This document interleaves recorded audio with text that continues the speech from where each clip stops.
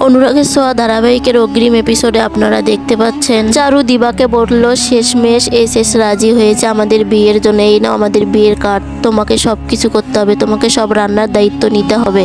তখন দীপার মা বলল এই ছেলেটার কোনো লাজ লজ্জা বোধ নেই, এত কিছুর পরেও কেমন বেহায়ার মতন কথা বলে। এরপর জয় আসলো আর বলল বৌদিদি তুমি আমাকে ক্ষমা করে দাও। তখন সূর্য বলল তুই তোর বৌদিদির মতন একটা ভালো মানুষকে ফাঁসিয়েছিস, আমি কি চুপ করে হাত গুটে থাকবো? তোকে শাস্তি দিব না, আমি তোকে উপযুক্ত শাস্তি দিব। তখন জয়ের ছেলে দীপ এসে বলল বাবা তুমি আমাকে ছেড়ে কোথায় গেছিলে, আমার খুব কষ্ট হয়েছে, তুমি আর আমাকে ছেড়ে কোথাও যাবে না। তারপর দীপ আর দীপকে ওখান থেকে নিয়ে গেল। তখন সূর্য জয়কে বলল আজকে আমি তোকে মেরেই ফেলবো। এই কথা বলে সূর্য তার প্যান্টের বেল খুলে জয়কে অনেক মারলো। তখন দীপা বলল যা ক্ষতি হওয়ার আমার হয়ে গেছে, আপনি এখন ওকে ছাড়েন, ও তো মরে যাবে। সূর্য জয়কে বলল আমি তোকে ছোট থেকে অনেক কোলে পিঠে কষ্ট করে মানুষ করেছি, তুই আমাদের বংশের মুখে চুনকালি দিচ্ছিস। ওখানে সবাই উপস্থিত। জয়ী তখন মনে মনে ভাবলো এখানে কাকাই আছে, আজকে কাকাইকে কত কিছু সহ্য করতে হচ্ছে, আমি আর এসব কিছু দেখতে পাচ্ছি না, আমার খুব কষ্ট হচ্ছে।